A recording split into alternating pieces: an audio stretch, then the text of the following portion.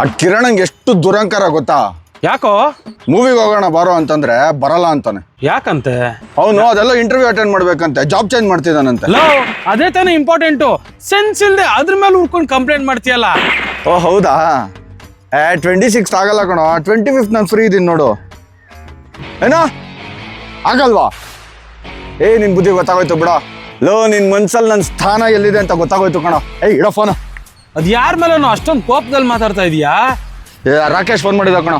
ಅವ್ರ ಅಕ್ಕ ಮದ್ವೆ ಇದೆ 26 ಬಾ ಅಂತಂದ. ನಾನು 26 ಫ್ರೀ ಇಲ್ಲ ಗುರು, 25 ಫ್ರೀ ಇದೀನಿ, ಅವತ್ತು ಮದ್ವೆ ಮಾಡಿ ಬರ್ತೀನಿ ಅಂತಂದ್ರೆ ಆಗಲ್ಲ ಅಂತೆಲ್ಲ ಮಾತಾಡ್ತಾ ಇದ್ದಾನೆ. ಯಾವ ಮಟ್ಟಕ್ಕೆ ಶಾಕ್ ಆಯ್ತದು ಅಂತ ಅಂದ್ರೆ ನನಗೆ ನಂಬೋಕೆ ಆಗ್ತಾ ಇಲ್ಲ.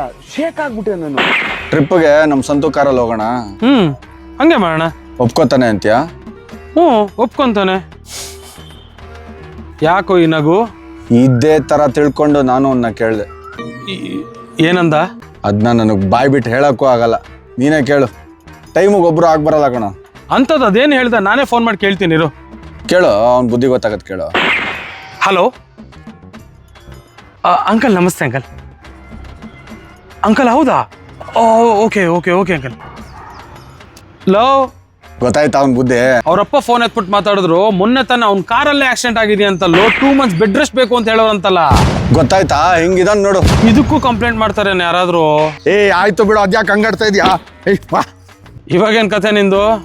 ಅವ್ನ ವಾಸುಗೆ ಇವತ್ತು ಸಿಗ್ತೀನಿ ಅಂದಿದೆ, ಸಿಗಕ್ಕಾಗ್ಲಿಲ್ಲ. ಏನಾಯ್ತು ಕರೆಕ್ಟಾಗಿ ಹೇಳಿ. ಆ ವಾಸು ಸಿಕ್ಕಿರ್ಲಿಲ್ವಲ್ಲ ತುಂಬಾ ದಿನದಿಂದ, ಅದಕ್ಕೆ ಸಿಗು ಅಂತ ಅಂದಿದ್ದೆ. ಅಂದ್ರೆ ನೀನೇ ಫೋರ್ಸ್ ಮಾಡಿ ಬಾ ಅಂತ ಕರೆದಿದ್ದ?